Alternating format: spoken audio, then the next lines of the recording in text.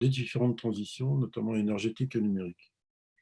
Il faudrait juste passer en mode diaporama et Oui, ce sera bon.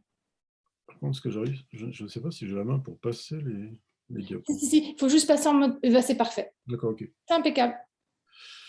Alors, les orateurs présentants, merci. Ils ont largement, je dirais, préparé je dirais, le contexte général de ce que je voulais dire, qui sont en fait des considérations un peu générales sur des polémiques qui existent sur l'estimation des réserves effectivement existantes et la déplétion, c'est-à-dire l'appauvrissement des stocks et des ressources potentielles dans le futur. Alors, l'essor des nouvelles technologies crée de nouveaux besoins, ça c'est une évidence, et bon, ils ont déjà été largement mentionnés. Bon, je rappellerai quand même que pour l'énergie éolienne, on a besoin de néodyme et de dysprosium pour les aimants permanents, du cuivre pour le générateur, et puis tout ce qui va avec pour les pales de carbone, les fibres de carbone, le ciment et l'acier de la structure porteuse. Pour les panneaux solaires, en fait, il y a différentes technologies. Et on va aller chercher plutôt ce qu'on appelle les métaux rares. Je n'aime pas beaucoup rares parce que c'est une signification géologique, ou des petits métaux. C'est-à-dire des métaux produits en petite quantité qui sont en général des métaux compagnons de métaux principaux. L'indium en particulier, qui est issu souvent de la métallurgie de SNO2, de l'oxyde d'étain. Le gallium, qui est un sous-produit de la production d'aluminium, ou le sélénium. Et on a enfin aussi les technologies de film mince cadmium et tellure. Pour les voitures électriques, bon, ça a été déjà largement évoqué, on a besoin de nouveau des aimants permanents, donc alors entre quelques kilos et la quinzaine de kilos suivant les modèles de terres rares par véhicule.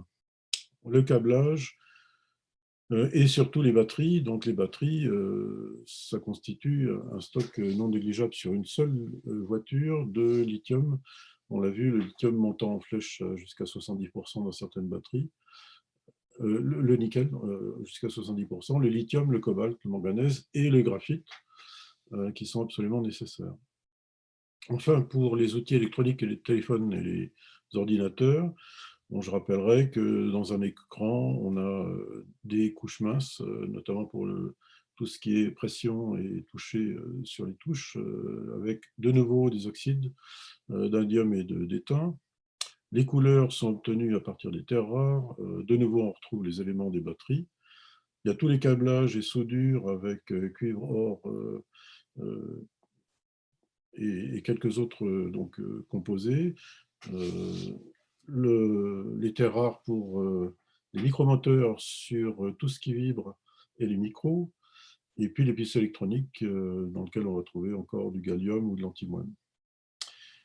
Donc les besoins, alors c'est toute l'estimation qui est relativement difficile, c'est de prédire à 10 ans ou à 20 ans ce dont on aura besoin, mais globalement la Commission européenne évoquait, rien que pour les batteries, une multiplication de 50 à 70 pour les éléments qui sont figurés ici, c'est-à-dire nickel, cuivre, graphite, lithium, cobalt et manganèse.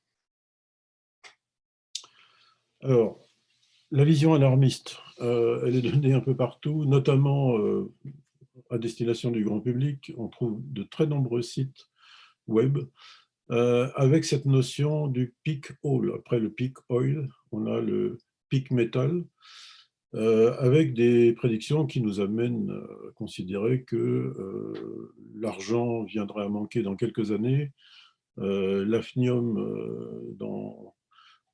très rapidement, et puis tous les autres dans les 50 ans à venir. Alors ça, c'est le produit d'un calcul relativement simple qui est la division du stock actuellement connu par la production annuelle, en supposant évidemment que les deux restent constants, ce qui n'a pas beaucoup de sens en fait. Alors c'est des calculs qu'avait déjà fait le Club de Rome, qui avait acquis une notoriété mondiale en 1972 avec le premier rapport, The Limit to Growth. Mais en fait, ce rapport ne prédisait pas strictement le peak oil ou le peak metal. Sa conclusion était relativement pessimiste puisque il disait que la croissance matérielle perpétuelle conduira tôt ou tard à un effondrement du monde qui nous entoure. Donc, quelle que soit je dirais, notre capacité technologique à recycler, économiser les matières premières ou les trouver. Donc, les réserves. Quelles sont les notions et les contraintes qui les concernent? Bon, au premier chef, la réserve est une disponibilité géologique. Les concentrations sont extrêmement variables. Entre une roche, je dirais, représentant une lithologie donnée dans la lithosphère, et le gisement de minerai où on a des facteurs de multiplication qui vont entre 10, 100, voire même 10 000 à 1 million pour que le métal soit facilement, je dirais, extractible. On dispose de chiffres correspondant à des réserves connues. On peut les augmenter par des réserves marginales à des teneurs qui seraient légèrement en dessous de la teneur de coupure. Mais ce qu'il faut voir, c'est que les réserves sont calculées toujours avec une notion de teneur de coupure, c'est-à-dire la teneur à partir duquel c'est économiquement rentable à un temps T. Mais en fait, cette teneur de coupure va dépendre complètement du contexte économique et de la compétition offre et demande. Bon, on peut rajouter à ça des ressources hypothétiques qui ne sont pas encore découvertes, mais dans des domaines où on peut supposer que des gisements équivalents peuvent être trouvés. Le problème principal concerne à la fois les explorateurs et les opérateurs miniers. Donc, il y a des risques qu'ils prennent ou pas. C'est suivant des facteurs géographiques ou géopolitiques. Géographie, ça peut être le coût de liaison, nécessité de transport des minerais, par exemple, et de routes ou de chemins de fer, difficile parfois en fonction de la pure topologie et géomorphologie des pays. Géopolitique, le problème, c'est la stabilité ou non. Et tout ça va jouer sur l'investissement qui est absolument critique dans le cadre de l'exploitabilité qui va demander en général entre 5 et 10 ans avant que le gisement puisse être mis en route. Donc, des difficultés importantes pour les opérateurs miniers qui peuvent être aussi l'environnement et le contexte social. L'acceptabilité, c'est un des facteurs les plus limitants actuellement, comme il a été déjà dit, sur le développement de nouveaux projets. Donc ça, c'est du côté des producteurs et du côté des consommateurs. À ce moment-là, on dégage une vulnérabilité des pays consommateurs, puisque s'il n'y a pas de caractère substituable, on va être, pour certaines matières, extrêmement dépendant des taux d'importation, de l'importance du métal en question dans l'économie de la nation. Actuellement, il y a plus de 40 substances qui sont produites par la Chine à plus de 80%, avec certaines à plus de 90% ou 95%. Donc une dépendance totale qui, en plus, peut être exagérée par le fait que le pays en question contrôle l'ensemble de la chaîne de valeur. C'est typiquement le cas des terres rares, où, donc en Chine, sont passés de producteurs, d'extracteurs, producteurs, puis principaux manufacturiers des aimants permanents. Donc alors, quand l'épuisement survient-il vraiment? Donc on dispose des chiffres absolus, entre guillemets, qui sont les réserves connues, existantes ou éventuellement légèrement surestimées par les découvertes potentielles géologiques liées au progrès de la technologie. Mais ce qu'il faut voir, c'est que l'intensité de l'exploration et donc du niveau de découverte dépend complètement du prix à un instant T des métaux. Donc c'est extrêmement difficile à extrapoler au temps T plus X. Si on prend l'exemple des 10 ou 15 dernières années, les prix ont monté considérablement lors de deux crises, en 2008 et 2011. Après 2008, il y a eu de très nombreux juniors qui se sont mis à explorer et qui, au bout de quelques années, avec l'écroulement des prix, se sont arrêtés de prospecter. Entre-temps, il a été trouvé un certain nombre de gisements, mais il n'y a pas d'effort continu dans le temps. Donc les estimations des réserves pour le futur sont probablement les chiffres les plus difficiles à aborder. Alors, si on prend donc la demande et l'offre, la disponibilité instantanée, bon, elle est liée à la production la plus récente du métal. Actuellement, on ne dispose pas de stocks de métaux, comme les stocks stratégiques, c'est des notions qui ont été abandonnées par la plupart des pays. Et donc, on a l'offre et une demande qui, elle, peut varier et qui est relativement difficile à estimer aussi parce qu'elle dépend de plusieurs facteurs, notamment l'évolution des technologies. On peut avoir des abandons extrêmement rapides de technologies. Je prendrai par exemple les ampoules de basse consommation qui ont été remplacées en quelques années par les LED, ce qui a amené, par exemple en France, à abandonner une usine de recyclage des photophores. Le rythme de développement des nouvelles technologies n'est donc pas si facilement prédictible, ni les taux de recyclage et leur évolution, parce que ça peut dépendre aussi de réglementation. Enfin, il y a les besoins de la population. On a à la fois des croissances et des vieillissements, ce qui amène à des évolutions dans les consommations relatives des différents pays.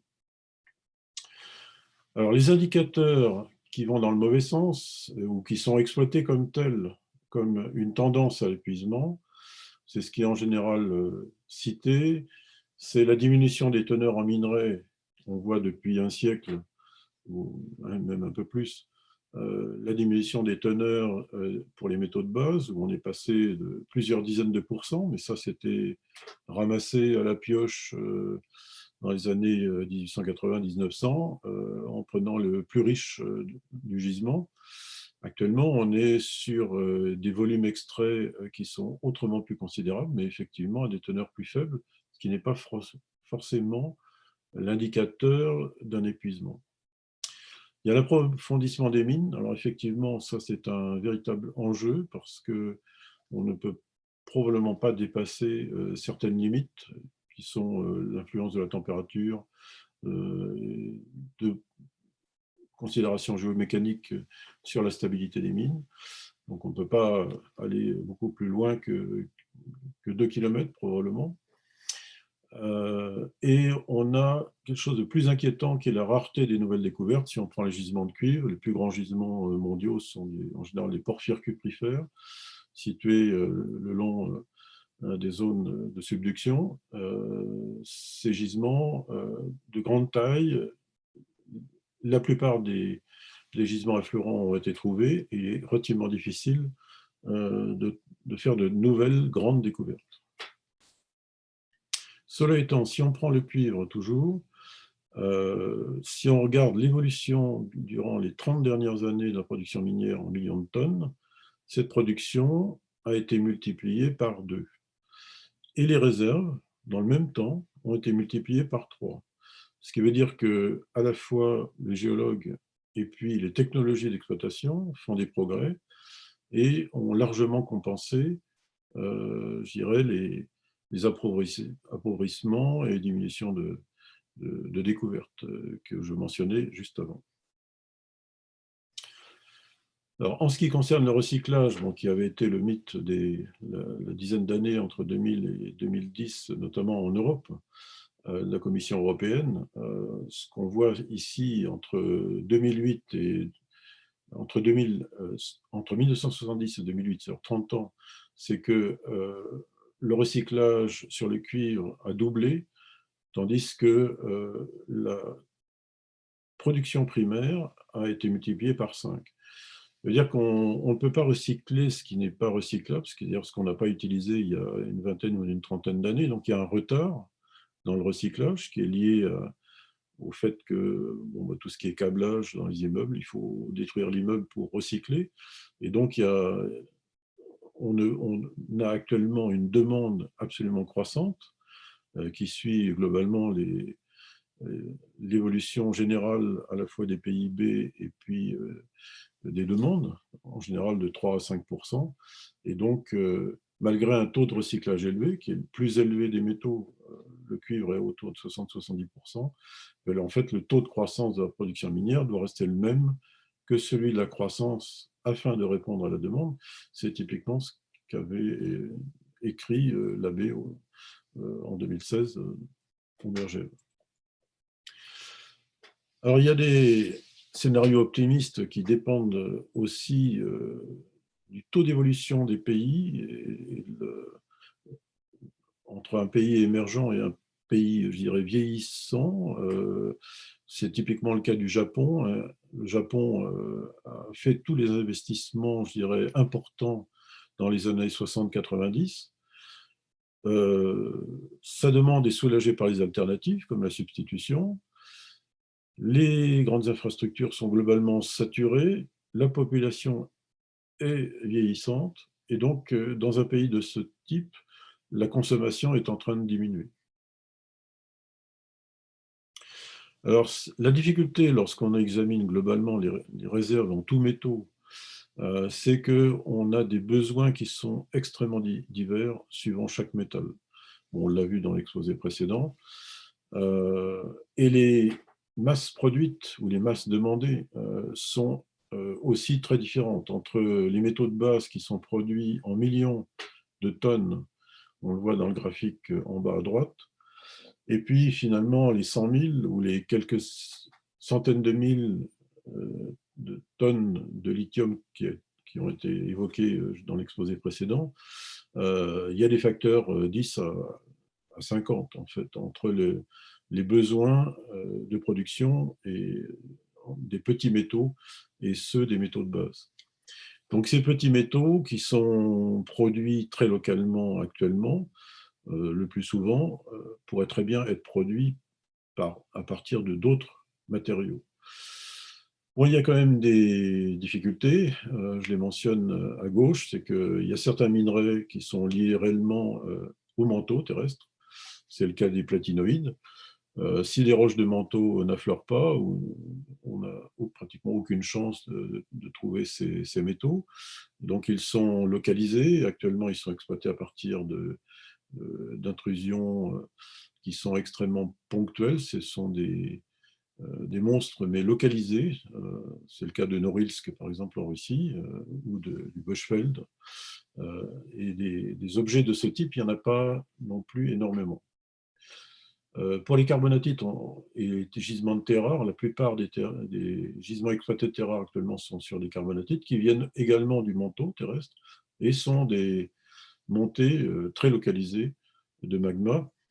Il n'y a pas non plus, bon, il y a beaucoup de carbonatites, elles ne sont pas toutes minéralisées de manière aussi importante que Bayanobo en Chine. Et donc là, effectivement, on est contraint par la géologie. Un peu la même chose pour les magmas acides, mais à un moindre niveau pour le lithium, les tungstènes et puis le niobium tantal. Donc ça peut créer des menaces sur la disponibilité, avec des problèmes de substitution difficiles, c'est le cas du néodyme ou du dysprosium, et avec des demandes croissantes. Alors ces petits métaux, peut-être quelques précisions aussi, c'est qu'ils sont donc le plus souvent des byproducts, des coproduits d'éléments métalliques beaucoup plus importants, des métaux de base ou en tout cas des métaux abondants.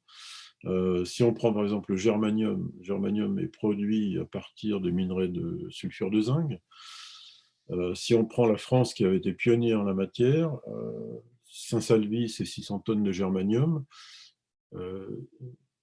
On a un autre petit gisement sur le sud du Massif central, mais il y avait 2 gisements avec des teneurs exceptionnelles en germanium. Et ces gisements, en fait, ne sont que 2 parmi une cinquantaine, voire une centaine de gisements de zinc tout autour du Massif central. Donc, tous les gisements de métaux de base ne sont pas nécessairement des gisements des coproduits. On peut donner d'autres exemples sur l'ensemble des éléments qui sont figurés ici. Donc, on a des besoins certainement croissants d'amélioration en hydrométallurgie pour aller chercher ces petits métaux, mais pas dans des minerais exceptionnels, par exemple en indium ou en germanium, mais des minerais plus traditionnels qui ont des teneurs moyennes en germanium, ou des minerais d'étain avec des teneurs relativement moyennes en indium, etc. C'est aller vers les plus faibles teneurs.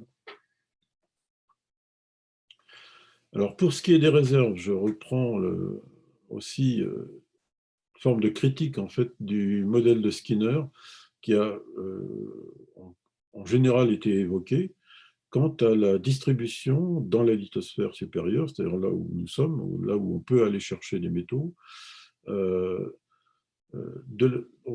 qui considère donc la masse disponible de métal en fonction de la teneur. Et donc on voit qu'on a un graphe avec deux bosses, une petite qui correspond aux fortes teneurs, donc qui sont les métaux dans les minerais, et puis les plus faibles teneurs qui correspondent au même métal, mais considéré dans les lithologies, je dirais, les plus courantes, donc dans les roches qui constituent le sous-sol. Et donc le concept de Skinner, c'était que on avait déjà exploité les teneurs les plus importantes. Il nous restait donc qu'une moitié de la petite cloche qui est à droite, dans ce qui est des minerais restants. Et puis après, il y avait une barrière absolument infranchissable qui ne permettait pas d'aller chercher les autres masses. Donc ça, c'est probablement une vision très simpliste de la distribution des métaux parce qu'elle n'est pas applicable à tous les métaux. Alors, pour pallier et aller vers les concentrations plus basses, dans un premier temps, les opérateurs miniers se sont dotés d'outils assez exceptionnels qui ont permis finalement, on le voit ici sur l'exemple d'une des plus grandes mines de cuivre au monde, qui est celle de Bingham aux USA, de faire décroître la teneur du minerai de 2 à 0,5%, et en même temps d'augmenter considérablement à la fois les réserves et la quantité de métal exploitable. C'est sûr que si on va vers des teneurs plus faibles, on fait croître les réserves. Et ceci est complété par l'essor d'autres procédés, notamment la lixiviation Onta. On voit ici le nombre de projets de lixiviation Onta en fonction des années, et on voit qu'on a largement multiplié le nombre de projets qui concernent des métaux précieux, en particulier l'or, les métaux de base, et puis l'uranium. On a des très beaux exemples pour ce qui est du nickel et du cobalt à Talvivaara en Finlande, avec l'exploitation de shell noir à très basse teneur, où on a un procédé tout à fait original de lixiviation Onta, où il n'y a même pas de nécessité d'implantation de bactéries. Les bactéries font leur travail elles-mêmes après une simple acidification au départ. Il y a aussi la montée du l'in situ leaching, c'est le cas de l'uranium. Il se trouve que c'est absolument, je dirais, difficile de prévoir, il y a 30 ans, la montée en puissance du Kazakhstan, qui produit plus d'uranium que des gisements extrêmement riches comme ceux du Canada. Et ça, c'est facilité par une lixiviation in situ, quelques centaines de mètres de profondeur, par injection d'acide, H2SO4, une liquidation in situ, et donc qui ne produit pas de stérile, n'a pas besoin de travaux coûteux souterrains, et ce sont actuellement les gisements les plus rentables actuellement, alors que la teneur du minerai est inférieure à 1000 ppm, 1000 mg par kilo, ce qui est extrêmement faible comparé aux quelques pourcents, à dizaines de pourcents qu'on va trouver dans des gisements comme ceux du Canada. Donc si on prend toujours l'uranium, on voit bien que la distribution ne suit pas le diagramme de Skinner. On a les minerais riches qui sont autour de 0,1 à quelques pourcents, Mais finalement, parmi les plus gros producteurs actuellement, donc on a l'ISR au Kazakhstan avec des teneurs inférieures à 1000 mg par kilo. Également, les gisements australiens de cuivre ont l'uranium en by-product et sont les troisièmes producteurs mondiaux. Les Chinois exploitent le granit de Rössing qui est vraiment à quelques centaines de milligrammes par kilo. Et après, donc, on a successivement, potentiellement, les shales noirs, les phosphates, les dépôts volcaniques qui nous permettent de couvrir des domaines qui vont de 10 à 100 mg par kilo. Et éventuellement, on peut aller jusqu'aux minerais liquides. L'eau de mer contient 3 microgrammes par litre d'uranium. Bon, effectivement, c'est beaucoup. Si le prix de l'uranium était multiplié par 10, ça pourrait être rentable. Ce qui veut dire qu'on peut couvrir la totalité de la gamme de concentration, mais avec des procédés fort différents. Et si on va vers le lithium, on est à peu près dans la même situation, puisque ce qui a été évoqué donc, dans l'exposé précédent, on a des minerais solides classiques qui sont les mica liténifères, le spodumène, où là on est au niveau du quelques pourcents, 1000, 20 000 mg par kilo. Dans le cas des salars, les brines, les saumures du haut plateau, Bolivie, Chili, Argentine, se situent en général autour de 1000 mg par litre. Mais on peut aller plus bas, et donc c'est ce qui intéresse actuellement un certain nombre d'opérateurs. Ça peut être aussi bien les eaux des bassins sédimentaires que les eaux géothermales qui vont couvrir les domaines intermédiaires. Après, on peut aller vers des roches relativement plus pauvres encore, voire jusqu'à l'eau de mer, avec le même raisonnement que sur l'uranium. Donc en fait, l'avènement de ces autres minerais liquides est un challenge absolument fantastique pour l'hydrométallurgie, puisqu'on va couvrir des concentrations en sel extrêmement variables, depuis des eaux avec des salinités de type eau de mer jusqu'à des saumures extrêmement concentrées. On va passer de 3% NaCl à 25%. On peut rajouter à ça ce qu'on appelle les fracking waters, tout ce qui est les eaux issues de réservoirs de bassins sédimentaires et utilisées actuellement pour l'exploitation des gaz ou du pétrole. Un peu plus haut en concentration, on a les eaux d'exor de mine qui sont souvent traitées, mais essentiellement pour des buts environnementaux, mais sont de temps en temps exploitées pour un métal. Mais je pense qu'on pourrait aller beaucoup plus loin dans ce domaine. Les eaux de drainage acide, bon, qui rejoignent le même problème, mais avec l'acidification. Et enfin, donc, on peut passer après aux minerais, aux pseudo-minerais et pseudo-stériles. On voit ici la verse astérile de la mine de Panasqueira au Portugal, qui fait pratiquement 300 mètres de hauteur, qui contient autour du pourcent de cuivre. Ce n'est pas négligeable et ça peut être des enjeux extrêmement importants pour l'hydrométallurgie. Donc la conclusion est que probablement l'innovation, c'est ce qui avait été dit dans le premier exposé, devrait pouvoir compléter en tout cas les besoins et les réserves déjà disponibles en balayant un domaine assez considérable de concentration en métaux et de concentration en sel. C'est ça toute la difficulté. Les challenges sont les suivants. Il y en a 3, à mon sens. Il y a, pour les eaux les moins concentrées en métaux, c'est savoir quelle méthode utiliser. Donc, ça peut être concentré de manière absolue, notamment par exemple par évaporation, avec le problème énergétique correspondant. Mais ça peut être aussi d'autres méthodes de filtration sélective, de procédés électromembranaires ou d'échange ionique. La deuxième challenge, c'est travailler à partir de solutions hyper concentrées, des saumures. C'est typiquement le problème des saumures du Trias, par exemple, pour l'extraction du lithium en Alsace, du Nord. Donc le problème, c'est la concentration du métal dans ces saumures, et savoir quelle est la concentration minimale acceptable et maximale en chlore ou en sulfate. Et le troisième challenge, de mon point de vue, c'est absolument nécessaire d'y réfléchir parce que c'est la position responsable dans le cadre, je dirais, d'une intégration complète de la mine dans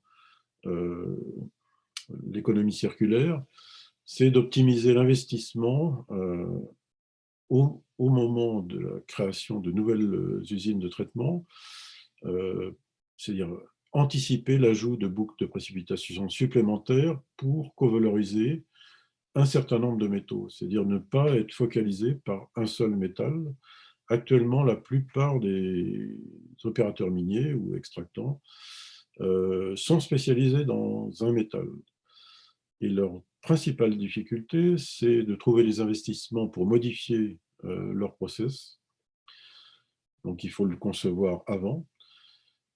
Et la deuxième difficulté, c'est effectivement des problèmes de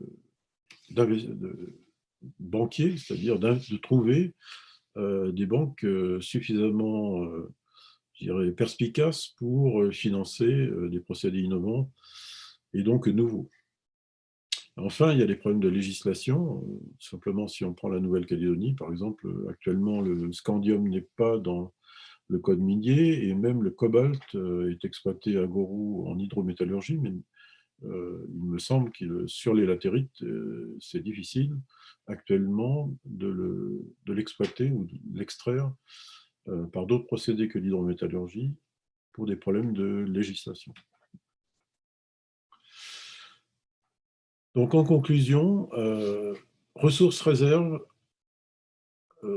ne dépendent pas que de facteurs physiques et géologiques et techniques. Ils dépendent principalement de l'économie. C'est l'aller-retour qui a été montré en conclusion du premier exposé, c'est-à-dire qu'en général, on arrive à trouver de nouveaux gisements, on arrive à trouver de nouvelles technologies. C'est le rôle de l'homme de développer des innovations, résolvent la plupart des problèmes, mais ils ne résoudront ces problèmes que sous deux contraintes. La profitabilité dans le monde occidental, en tout cas dans les économies libérales, ou alors la régulation, c'est-à-dire l'obligation donnée par la loi. En ce qui concerne l'appauvrissement des réserves et le pic métal, bon, j'aime beaucoup cette phrase d'Hendrix récente là, qui dit que peak arguments resurface over and over because they seem intuitively plausible and play on humanity's fundamental fear of scarcity. Alors, même si la disponibilité des métaux n'est pas critique à court terme, on ne peut qu'encourager le co-traitement de plusieurs métaux, et je pense que ça nécessite de l'innovation. C'est-à-dire exploiter complètement un site plutôt que de n'exploiter. Initialement, il y a 30 ans, on n'exploitait que ce qui était le plus riche, et puis les opérateurs allaient dans un autre site en laissant des friches industrielles. Actuellement, c'est largement, je dirais, contrôlé et amélioré, mais je pense qu'il y a encore beaucoup de progrès à faire pour valoriser entièrement un site minier donné pour, je dirais, exploiter tout ce qui était exploitable. Ça, c'est le grand challenge, à mon avis, du siècle qui vient. Et enfin, donc, on n'aura pas de nouvelles mines si on n'a pas une meilleure intégration dans les territoires. Il faut avoir un meilleur équilibre entre les logiques de profit et de gouvernance, et puis avoir des interactions plus équilibrées entre la mine et les acteurs locaux. C'est la condition sine qua non si on veut faire accepter, je dirais, ce travail d'extraction des métaux qui sont pourtant nécessaires aux objets de tous les jours. Essayer de développer la durabilité dans un contexte de complexité croissante, c'est typiquement ce que les anglo-saxons appellent ESG, donc les questions environnementales, sociales et de gouvernance. sur des objets compliqués, puisque plus ça va aller, probablement, on va quand même largement essayer d'exploiter les brownfields, c'est-à-dire dans des régions sur lesquelles on a déjà des stériles miniers, on a déjà des exploitations, à essayer de valoriser entièrement les investissements initiaux. Mais il peut y avoir également de nouveaux projets dans des régions éloignées ou plus profondément. Ça, c'est les gisements complexes de demain. Et pour globalement aborder ces problèmes, il faut avoir cette vision où globalement, ce qui nous concerne, l'hydrométallurgie, dans le cadre du GDR Prométhée, c'est qu'un tout petit morceau du cycle industriel qui est lui-même entre l'interface entre les contraintes géologiques et les contraintes sociales et économiques, qui sont particulièrement complexes et de plus en plus complexes. Voilà, c'est l'essentiel de ce que je voulais vous dire aujourd'hui. Merci beaucoup pour cette présentation de très grande qualité. Nous avons eu plusieurs commentaires très positifs dans le chat. Du coup, je vous propose de commencer à passer par la première question. Donc, on a monsieur Rémi André qui nous demande: est-ce que nous avons des exemples dans le passé de l'épuisement d'une ressource naturelle ou d'un minerai qui aurait conduit à l'abandon d'un service ou d'une technologie? Est-ce que ça s'est déjà produit par le passé? Grande question. Je ne vois pas bien d'exemple évident d'abandon d'une technologie par manque de matières premières. La plupart des éléments métalliques, en tout cas si on concerne les métaux dont on a parlé aujourd'hui, sont a priori exploitables à partir d'un très grand nombre de sources possibles. Donc, alors, il y a peut-être des exemples historiques, je dirais, d'impasse momentanée des technologies. Malheureusement, il ne m'en vient pas immédiatement à l'esprit. Et qui ne sont pas très courants. D'accord. Donc, on a aussi une question de monsieur Corentin Play qui demande si, dans le cadre des mines urbaines, on pouvait considérer les métaux contenus dans l'ensemble des déchets comme un stock stratégique. Alors, mine urbaine, ça c'est absolument nécessaire d'exploiter tout ce qui nous entoure et tout ce qu'on rejette. Donc, c'est tout le challenge du recyclage. Actuellement, le recyclage est extrêmement important, je dirais, sur le fer et acier et le cuivre et l'aluminium.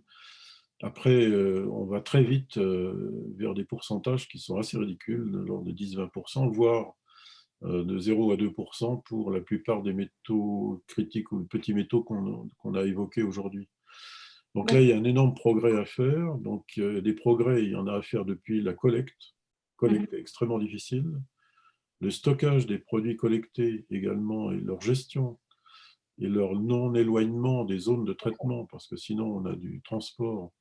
Et il y a des choses très intelligentes qui se sont faites, même en France, par exemple sur le recyclage des métaux qui sont les structures, par exemple dans les pneus ou dans les câbles.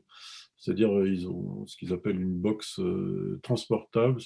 Ils ont une espèce d'outillage qui permet de désosser les produits, par exemple les câbles électriques, et puis fournir le métal en fin de chaîne. Et cette chaîne est transportable sur un camion et peut aller à l'encontre, je dirais, des zones de stockage, ce qui évite de déplacer les déchets. Donc ça, il y a des choses, il y a de l'innovation actuellement, un peu dans tous les sens, mais le niveau de recyclage est quand même encore beaucoup trop bas. Donc, c'est des stocks, ça c'est sûr. Il faut absolument développer les technologies pour les traiter de manière complète.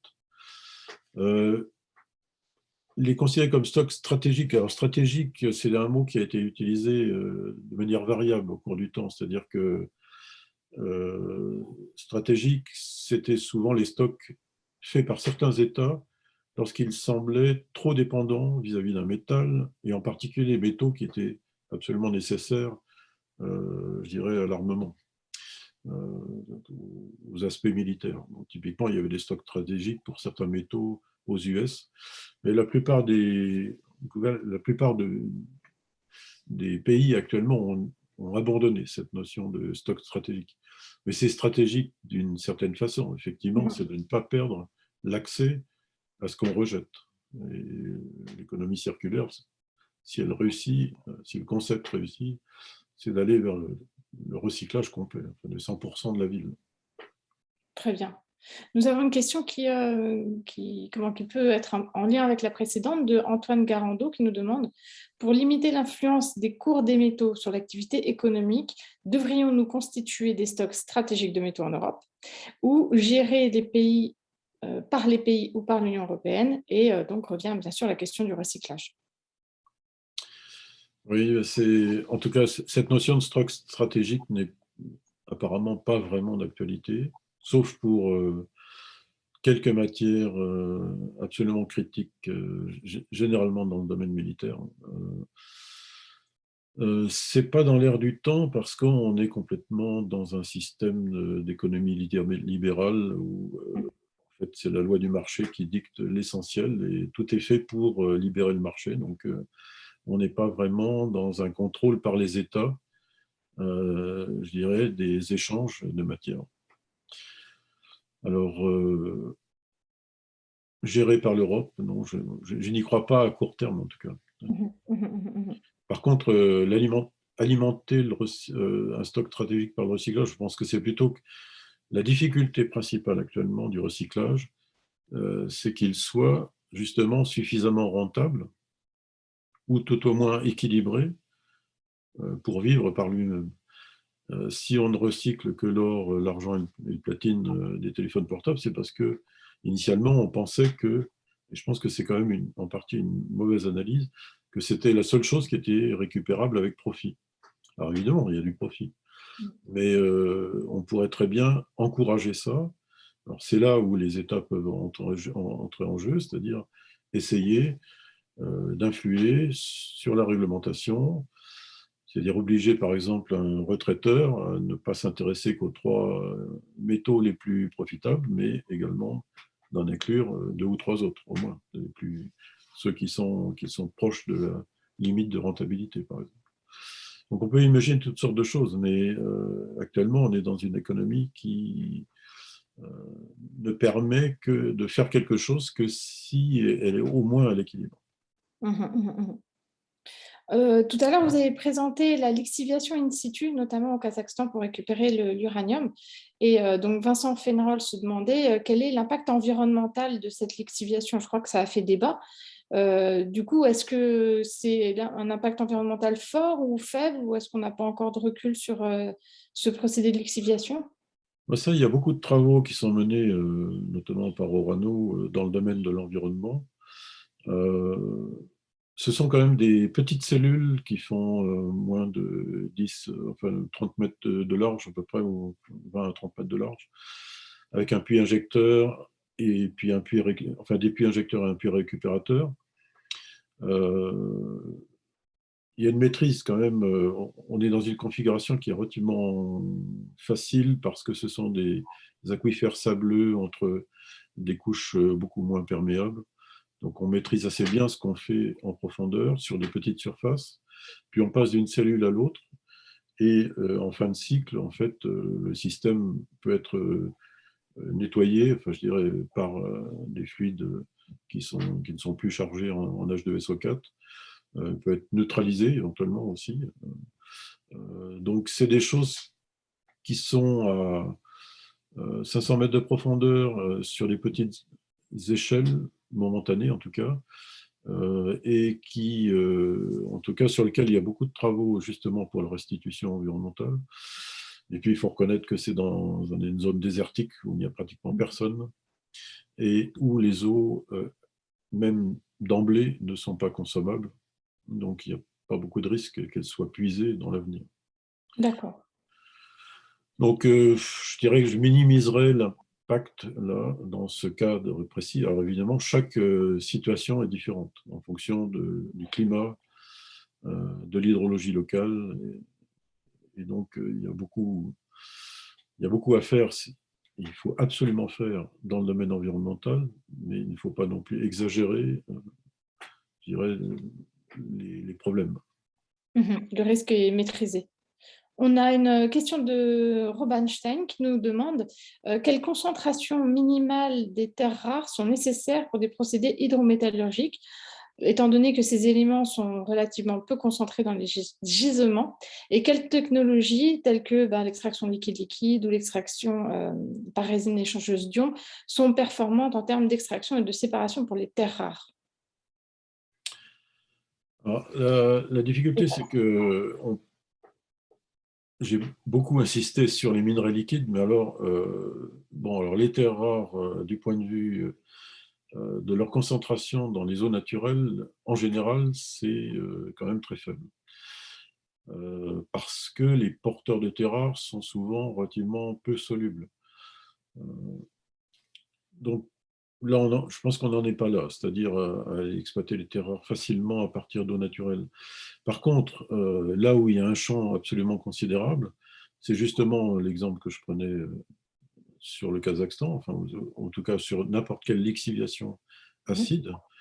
Là, à ce moment-là, lorsqu'on est en milieu acide, on détruit les porteurs de terres rares et il y a un champ fantastique d'extraction des terres rares à partir de fluides complexes. Alors évidemment, il y a une difficulté majeure qui est de ne pas avoir aucune trace, par exemple, sur un gisement d'uranium qui contient des terres rares aussi, tout comme les gisements de terres rares contiennent un peu d'uranium. La difficulté, c'est d'avoir un produit final qui ne contienne pas de traces, par exemple, d'uranium. Ça fait partie des critères importants, c'est de ne pas avoir de radioactivité liée, Bien sûr. même si on s'intéresse à d'autres éléments que ceux du minerai principal. Mais je pense que là, il y a un champ fantastique, parce qu'à partir du moment où tout a été fait, soit le broyage, soit l'extraction in situ, et qu'on a un jus porteur pratiquement de l'ensemble du tableau de Mendeleïev, là, la co-valorisation, je pense que ça serait un objectif majeur. D'accord. Nous avons Alors, aussi... les techniques, après, il y a toutes sortes de Oui, techniques. il y a tout un... Toutes les techniques qui ont été signalées sont utilisables. Effectivement, l'extraction liquide-liquide, il faut des... Bon, le CEA a beaucoup travaillé sur l'extraction des terres rares, ne serait-ce que pour d'autres filières, enfin, d'autres, pas seulement l'uranium naturel, mais justement dans le cadre du retraitement des déchets radioactifs.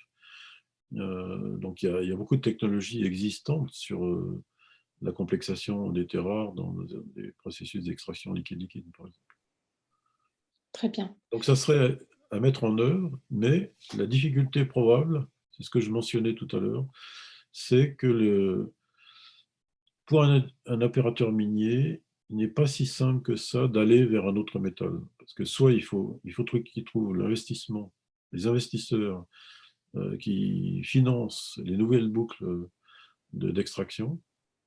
Donc ça, c'est pas toujours facile à convaincre. Et après, il faut trouver effectivement le marché, trouver de nouveaux clients. Et finalement, beaucoup d'opérateurs miniers restent sur leur métal principal. Très bien. Donc, on a aussi une question de Monsieur Eric Grondin qui demande quelle est la décroissance des teneurs du nickel, lithium et cobalt dans les mines, j'imagine. Oui, alors moi, je connais principalement en tout cas ce qui concerne par exemple la Nouvelle-Calédonie. La Nouvelle-Calédonie, effectivement, en 1870-1900, on allait gratter à la pioche des minerais qui étaient à 15%. Les teneurs ont progressivement décru jusqu'aux teneurs actuelles. En tout cas, sur les latérites, on est autour de 2%, on est entre 2 et 3% dans les saprolites. Et oui, 1,5 à 2,5% dans les latérites et puis 2 à 3% dans les saprolites. Donc effectivement, on est bien moindre que dans les années 60,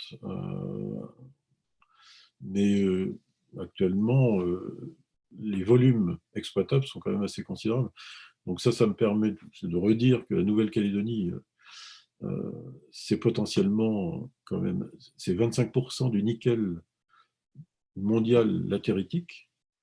Donc ça pourrait avoir la même place que l'Indonésie qui était mentionnée dans l'exposé précédent. Donc il y a, pour toutes sortes de raisons historiques, je ne peux pas rentrer dans tous les détails, mais euh, il est dommage que le potentiel néo-calédonien soit pas valorisé autant que les nouveaux enjeux en Indonésie. Les gisements sont quand même assez remarquables.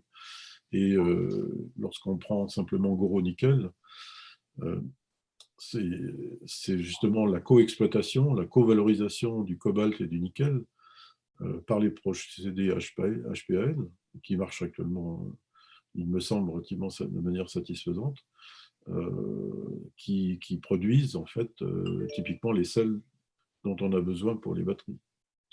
Donc on aimerait voir peut-être de nouveaux projets émerger d'hydrométallurgie en Nouvelle-Calédonie. D'accord. Donc, on a aussi une question de Monsieur Carlos Arias Quintero qui nous demande, au vu des ressources minérales qui sont limitées et de notre consommation, est-ce qu'on pourrait parler finalement d'une transition énergétique dans laquelle on n'éliminerait pas simplement tous les hydrocarbures? Bref, j'imagine que ce dont veut parler Monsieur Quintero, c'est une solution hybride entre ressources minérales et ressources fossiles. Apparemment, le rapport GTK, pardon, qui date de 2021, en parle. De toute façon, on est déjà dans cette situation hybride où l'équilibre actuellement, on ne sait pas très bien vers où on tend. J'ai un peu de mal à imaginer la conversion du parc mondial d'automobiles, par exemple. Mais il peut y avoir des efforts majeurs qui soient faits sur les autres déplacements des matières. Ça peut être les camions, ça peut être les trains hydrogène, etc. Donc, je pense que les solutions mixtes seront certainement les solutions finales, en tout cas à moyen terme, à 30 ou 40 ans. Euh, et bon, j'ai beaucoup apprécié le premier orateur parce que effectivement, il a mis le doigt sur quelque chose qui est extrêmement important. On est actuellement en train de décroître notre consommation fortement d'hydrocarbures en Europe. Mais l'impact mondial de ça est absolument ridicule. C'est-à-dire qu'on nous dit chaque jour il faut passer à l'électrique 100%. Mais s'il n'y a pas le même effort dans les 80% autres que l'Europe, enfin c'est même plus que ça, c'est 90%, à la limite, nos efforts ne servent strictement à rien. J'irais même plus que ce qu'il nous avait indiqué dans sa diapo, c'est-à-dire que celui qui fait l'effort n'aurait pas la totalité du bénéfice de cet effort, mais je dirais que c'est presque 0% de l'effort. Si les autres... Donc il n'y a qu'une solution, des solutions internationales. Très bien. On a aussi une question de Monsieur Guillaume de Souza qui nous dit que, sachant que beaucoup de métaux sont solubles dans l'acide nitrique, y a-t-il des projets industriels de lixiviation à l'acide nitrique? Mais bon, sachant que l'acide nitrique est quand même très, très, très coûteux quand on le compare à l'acide sulfurique. Oui, vous êtes peut-être plus même que moi de répondre. Je n'ai pas beaucoup d'exemples de lixiviation à l'acide nitrique. C'est des problèmes de coût, effectivement. Alors, j'ai plus